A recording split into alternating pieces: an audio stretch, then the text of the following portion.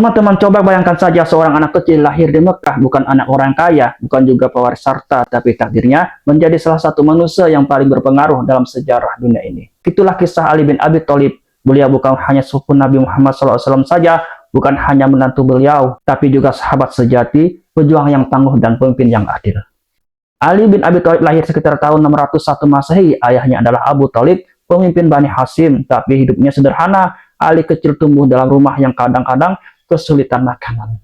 Saat di Mekah dilanda masa sulit, Nabi Muhammad SAW yang saat itu sudah menikah dengan Khadijah, mengambil Ali kecil untuk diasuh. Bayangkan saja ya, Ali kecil tidur di rumah Nabi Muhammad SAW, makan di meja Nabi, setiap hari melihat akhlak Nabi yang baik. Kalau Nabi sholat, Ali ikut sholat. Kalau Nabi berkata lembut, Ali mendengarkannya. Sejak kecil, Ali bin Abi Thalib bukan hanya diasuh saja, tapi juga ditempa. Dia tumbuh jadi anak yang suka merenung, penuh rasa ingin tahu, dan berani pada diri anak ini. Dan berbeda dari anak-anak yang lain. Lingkungannya ini yang membentuk Ali bin Abi Thalib jadi pribadi yang luar biasa. Ketika Ali bin Abi Thalib remaja, peristiwa besar pun terjadi. Wahyu pertama turun kepada Nabi Muhammad SAW di Gua Hira. Kisah ini mengubah dunia. Nabi pulang dalam keadaan yang tegang, tapi penuh cahaya. Dan Ali bin Abi Thalib yang tinggal serumah jadi salah satu orang pertama yang tahu. Ketika Nabi Muhammad SAW menyampaikan Islam, Ali langsung percaya. Padahal usianya masih belasan tahun. Bayangkan saja seorang anak remaja berkata, "Aku percaya engkau adalah utusan Allah." Padahal di luar sana orang Quraisy menolak, bahkan menantang. Tapi Ali berbeda, keputusannya bisa bikin dia jadi remaja pertama yang masuk Islam, dan dari sinilah keberanian Ali sudah terlihat jelas. Salah satu kisah yang bikin bulu kuduk merinding adalah saat Nabi Muhammad SAW itu hijrah. Malam itu rumah Nabi Muhammad SAW dikepung oleh orang Quraisy. Kalau Nabi keluar bisa bahaya. Lalu Nabi berkata pada Ali, "Tidurlah di ranjangku malam ini." Bayangin saja tidur di ranjang yang bisa jadi sasaran empuk suku Quraisy. Tapi Ali bin Abi Thalib nggak ragu, dia rubahan di situ dengan hati yang tenang. Ketika fajar tiba dan Quraisy menyerbu, mereka terkejut. Yang mereka lihat bukan Nabi Muhammad SAW, tapi Ali bin Abi Thalib. Kesetiaan itulah bikin Ali dikenal sebagai sahabat sejati Nabi Muhammad SAW. Pada saat Perang Badar, ujian pertama, tahun kedua hijrah, umat Islam berjumlah sekitar 300 orang. Mereka menghadapi pasukan lebih dari 1000. Perbandingannya sangat jauh sayang. Tapi banyak yang gugur. Tapi Nabi Muhammad SAW memberi semangat. Ali yang masih sangat muda maju dengan keyakinan penuh. Nabi menunjuk Ali bersama Hamzah dan Ubaidah maju ke barisan terdepan. Sorak-sorai terdengar. Ali maju berhadapan dengan lawan yang jauh lebih besar, tapi dengan keberanian ia berhasil menangguhkan hati kaum muslimin. Kemudian ada perang Uhud, ujian kesetiaan. Setahun kemudian peristiwa Uhud terjadi. Awalnya umat Islam unggul, tetapi karena sebagian pasukan lengah, situasi berbalik. Kacau, debu tebal, panik di mana-mana, Nabi bahkan terluka. Siapa yang berani melindungi Nabi Muhammad SAW? Ya Ali. Dengan gagah ia berdiri di samping beliau, menghalau serangan. Bayangkan suasananya, ribuan orang berlarian, tetapi ada satu pemuda yang tetap kokoh di sisi Nabi Muhammad SAW. Kalau bukan karena keberanian Ali dan beberapa sahabat, situasi ini berubah jauh lebih buruk.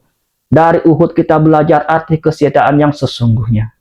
Setelah perang Uhud kita berlanjut ke perang Khandaq, duel yang legendaris. Tahun 627 Masehi, Madinah dikepung pasukan yang besar. Umat Islam membuat parit sebagai pertahanan. Dari pihak lawan muncullah seorang jagoan terkenal yang tak terkalahkan. Nah, kemudian dia menantang siapa saja pun untuk berduel. Maju sekalian, maju. Ya, semuanya terdiam yang hening. Lalu Ali maju. Bayangkan suasana itu, semua orang menahan napas. Pertarungan pun terjadi, debu mengepul. Ali bertarung dengan penuh keyakinan dan akhirnya ia pun menang. Dan kemudian sorak kemenangan pun menggema. Sejak saat itu Ali bin Abi Thalib diberi gelar Asadullah, singanya Allah melekat pada Ali bin Abi Thalib. Nabi berkata, sesuatu tebasan Ali di Khandaq lebih berharga daripada ibadah seluruh manusia dan jin. Begitu besarnya momentum tersebut. Selanjutnya ada perang Khaybar. Peristiwa Khaybar juga legendaris. Benteng yang kuat, pintunya besar, tebal, sulit ditembus. Banyak sahabat mencoba tetapi belum berhasil. Lalu Nabi berkata, besok panji ini akan aku berikan kepada orang yang mencintai Allah dan Rasulnya. Dan Allah dan Rasulnya pun mencintainya. Esok harinya panji ini diberikan kepada Ali. Padahal saat itu matanya sedang sakit. Nabi meniup matanya dan seketika pun Ali bin Abi Thalib pun pulih. Ali maju dengan penuh keberanian. kisahnya terkenal menyebutkan bahwa Ali berhasil mengangkat pintu benteng Khaybar dan menjadikannya tameng. Bayangkan saja pemandangan itu, seorang pemuda yang sederhana dengan iman yang kuat mampu mengalahkan hal yang luar biasa. Bayangkan saja pemandangan tersebut, seorang pemuda yang sederhana dengan iman yang kuat mampu melakukan hal yang luar biasa. Khaybar pun menjadi salah satu momen keemasan dalam sejarah Ali bin Abi Thalib. Setelah Mekah ditaklukkan, umat Islam pun menghadapi Hawazin dan Tasaqif di Hunain. Jumlah lawannya besar sekali. Awalnya kaum muslimin sempat mundur, banyak yang kocar-kacir, tetapi Ali bin Abi Thalib tetap bertahan di sisi Nabi Muhammad SAW. Dia teriak memberi semangat, mengajak kembali ke barisan. Ali jadi salah satu kunci kemenangan di Hunain, dan sekali lagi namanya makin harum sebagai singa muda Islam. Nah, di balik keberanian ada sisi lembut dalam diri Ali, cintanya pada Fatimah Az-Zahra.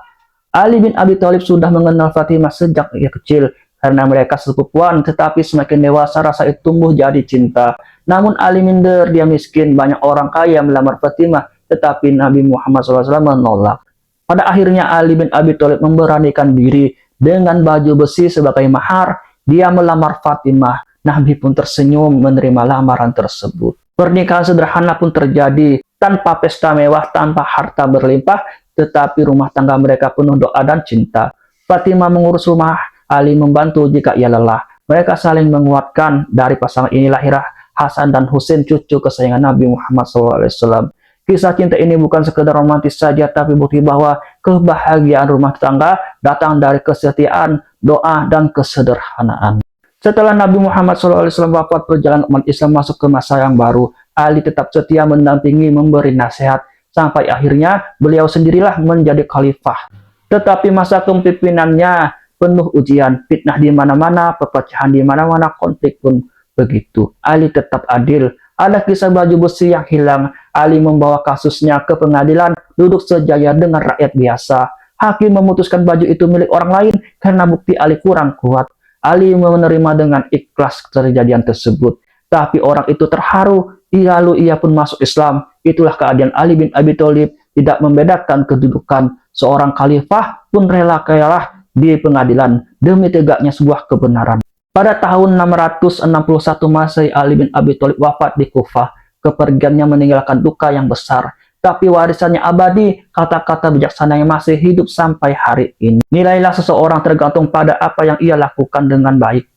Ilmu lebih baik daripada harta. Harta harus dijaga, tapi ilmu menjaga kita. Jangan benci musuhmu terlalu dalam, karena suatu hari ia bisa jadi temanmu. Ali bin Abi Thalib adalah simbol keberanian, cinta, dan kebijaksanaan.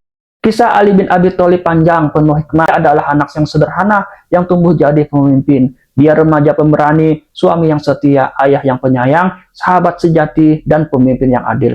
Kalau kita belajar dari Ali bin Abi Thalib, kita belajar berani tanpa arogan, mencintai tanpa pamrih, memimpin dengan hati, dan ikhlas dengan pengorbanan. Jadi teman-teman, bagian mana dari kisah Ali bin Abi Thalib yang paling menyentuh hati kalian? Apakah keberaniannya di peristiwa besar, cintanya pada Fatimah, atau kebijaksanaannya sebagai pemimpin? Tulis di komentar. Mari kita belajar bersama dari kisah agung ini. Allahu a'lam bishawab. Assalamualaikum warahmatullahi wabarakatuh.